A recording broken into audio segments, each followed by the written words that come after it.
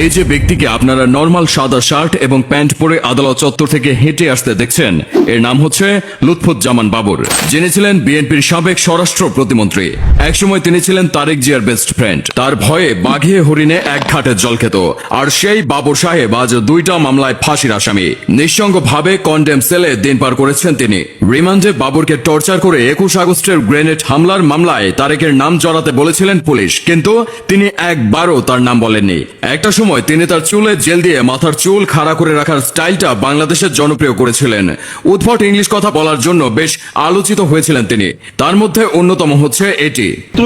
না, শত্রু আইডেন্টিফাইড না, we are open, we are looking for শত্রু। এই ভিডিওটি আপনারা ফেসবুকে অনেক দেখেছেন, এটা অনেক ভাইরাল হয়েছিল।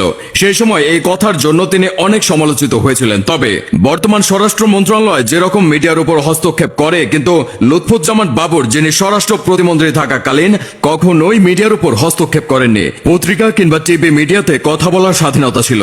2018 সালে তার যেদিন ফাঁসির রায় দিয়েছিলেন আদালত, সেই দিনই ছিল লুৎফুজ্জামান বাবরের জন্মদিন। কারাগারে থেকেও তিনি দিন দিন আরো জনপ্রিয় হয়ে উঠেছেন।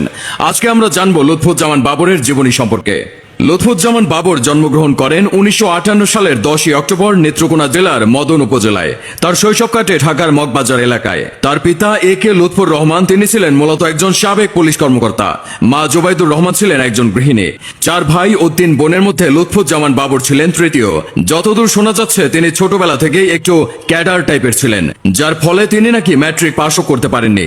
আবার অনেকে বলে তিনি নাকি ইন্টারমিডিয়েট পর্যন্ত পড়াশোনা করেছেন। সে সময় তিনি গঠন করেছিলেন নিজস্ব একটি ব্যান্ড গানের গ্রুপ। কথিত আছে যে লুৎফুজ্জামান বাবর 1980 দশকে ঢাকা বিমানবন্দর কেন্দ্রিক ব্যবসা শুরু করেছিলেন। অভিযোগ রয়েছে তিনি 1980 সালে প্রেসিডেন্ট হোসেন মোহাম্মদ এরশাদ থাকাকালীন অবস্থায় ক্যাসিও ব্র্যান্ডের ঘড়ি পাচার করত। এরকম অভিযোগ শোনা গেলেও তার ঘনিষ্ঠদের দাবি তিনি কখনোই বিমানবন্দর কেন্দ্রিক ব্যবসায় জড়িত ছিলেন না।